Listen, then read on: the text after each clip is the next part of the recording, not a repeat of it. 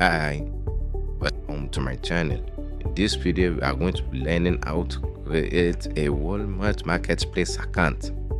First thing to do, you go to your browser space, we type in walmartmarketplace.com. After it loads, you go to join marketplace. At the rate of after it loads, you go on and create your account. Scroll down, be filling your necessary information. John, last name, Williams, the legal business, logical, your country, United States, your region, type in your region. This is United States.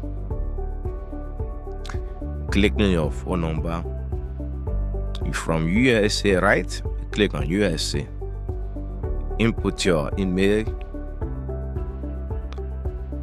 Input your phone number.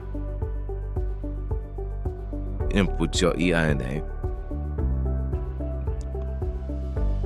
Click on password. You create your password. Create a password. Then boom, you agree to the terms and conditions. You click on, then you proceed.